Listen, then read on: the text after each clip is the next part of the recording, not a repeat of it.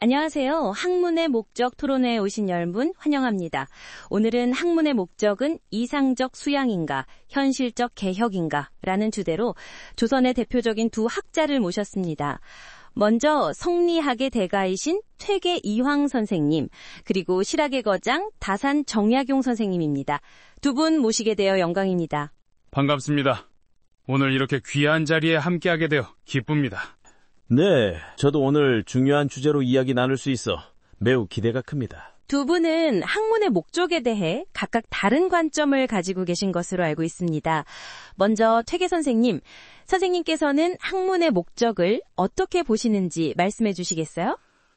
학문의 근본 목적은 인격 수양과 도덕적 완성에 있다고 생각합니다.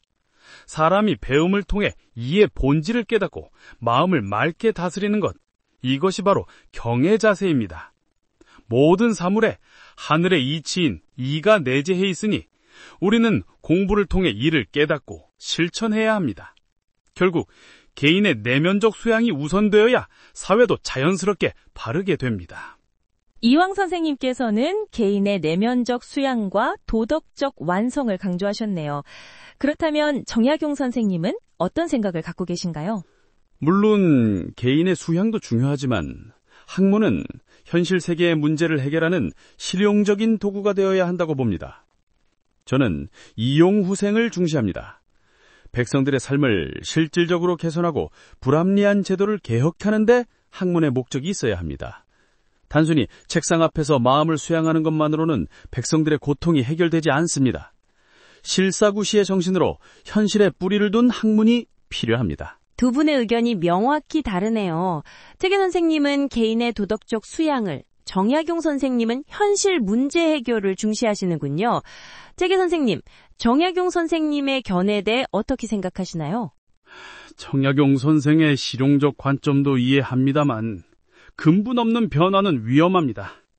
개인의 도덕적 완성이 없다면 아무리 좋은 제도와 기술이 있어도 그것을 운용하는 사람들이 부패하면 소용이 없게 됩니다.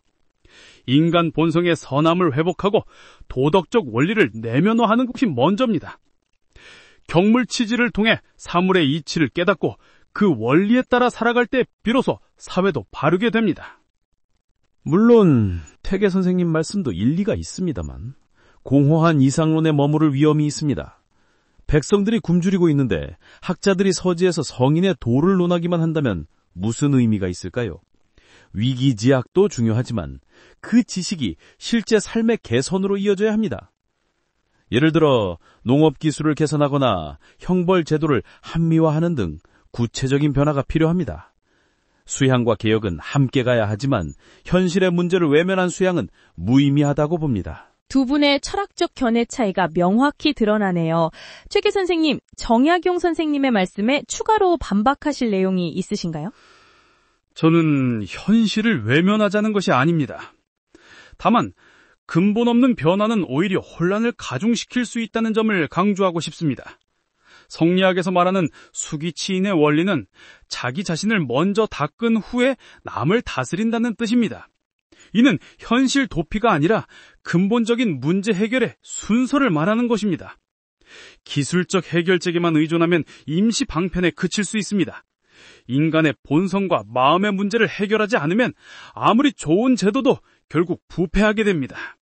사람의 마음을 바꾸는 것은 100년이 걸릴 수도 있는 일입니다. 그동안 백성들은 계속 고통받아야 한다는 말씀인가요? 저는 위기지약의 정신으로 지금 당장 고통받는 이들을 위한 실질적인 대책이 필요하다고 봅니다. 물론 도덕적 수양을 무시하는 것은 아닙니다. 그러나 현실의 문제를 외면한 채 이상적인 도덕 수양만을 강조하는 것은 학자로서의 책임을 다하지 못하는 것이라고 생각합니다. 지금 여기에서의 변화를 이끌어내는 것도 학문의 중요한 목적이라고 믿습니다. 두 분의 철학적 깊이가 정말 놀랍습니다. 이제 현대사회와 연결해서 이야기해 보겠습니다. 현대사회에서 학문의 목적은 어떻게 적용될 수 있을까요? 퇴계 선생님부터 말씀해 주시겠어요? 현대사회는 물질적 풍요 속에서 정신적 빈곤을 경험하고 있다고 봅니다. 기술 발전은 이루었지만 인간의 본질적 문제는 여전히 해결되지 않았습니다. 우울증, 불안감, 소외감의 증가는 내면적 수양의 부재에서 오는 것이 아닐까요? 현대 교육도 단순한 지식 전달이나 직업 훈련을 넘어 인격 형성과 도덕적 판단력을 키우는데 더 중점을 두어야 합니다. 아무리 뛰어난 과학기술을 가진 사회라도 그것을 운용하는 사람들의 윤리의식이 부족하면 파멸에 이를 수 있습니다. 저는 이쯤에서 학문은 기후변화, 빈곤, 불평등과 같은 전지구적 문제 해결에 기여해야 한다고 생각합니다. 순수 학문도 중요하지만 이론에만 머물러서는 안 됩니다.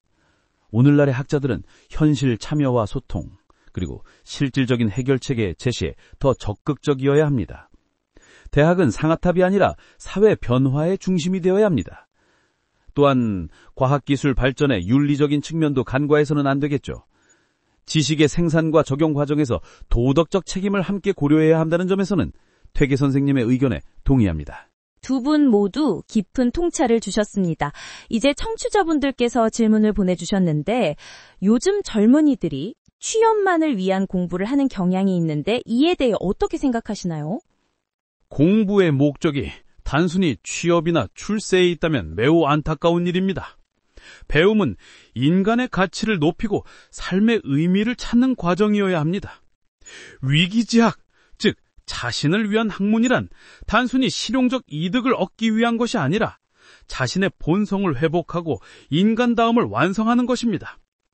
젊은이들이 취업만을 위한 도구로 학문을 대한다면 그들은 삶의 깊은 의미와 기쁨을 놓치게 될 것입니다. 저는 조금 다른 시각으로 보고 싶습니다. 생계 유지를 위한 공부도 중요합니다. 조선시대에도 과거 시험을 통과하기 위한 공부가 있었죠. 다만 그것이 전부가 되어서는 안 됩니다. 취업을 위한 공부를 하더라도 그 지식을 어떻게 사회에 기여하고 세상을 더 나은 곳으로 만들 것인가를 함께 고민해야 합니다. 또한 평생 학습의 자세로 실용적 지식 습득을 넘어 끊임없이 자신의 지평을 넓혀가는 것이 중요합니다. 결국 지식은 자신과 사회를 함께 발전시키는 도구가 되어야 합니다. 두 분 모두 깊은 통찰을 주셨습니다. 이제 마무리 말씀 부탁드립니다. 퇴계 선생님부터 간단히 오늘의 토론을 정리해 주시겠어요? 오늘 논의를 통해 학문의 목적에는 여러 측면이 있음을 다시 확인했습니다. 저는 여전히 인격 수양과 도덕적 완성이 학문의 근본 목적이라고 생각합니다. 그러나 정약용 선생의 실용적 측면에 대한 지적도 귀담아 듣겠습니다. 중요한 것은 내면과 외면, 이상과 현실의 조화란이가 아닐까 싶습니다. 현대인들이 학문을 통해 자신의 내면을 성찰하고 동시에 더 나은 세상을 만드는데 기여할 수 있기를 바랍니다. 저 역시 퇴계 선생님의 깊은 통찰에 많은 것을 배웠습니다. 학문은 실용적 문제 해결과 내면적 수양이라는 두 날개를 가져야 한다고 생각합니다.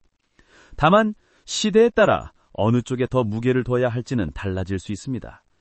오늘날 우리는 기술 발전과 함께 인간성 회복, 사회 문제 해결과 함께 도덕적 성찰이라는 과제를 모두 안고 있습니다. 학문이 이 모든 영역에서 균형 있게 기여할 수 있기를 바랍니다. 정말 의미 있는 대화였습니다.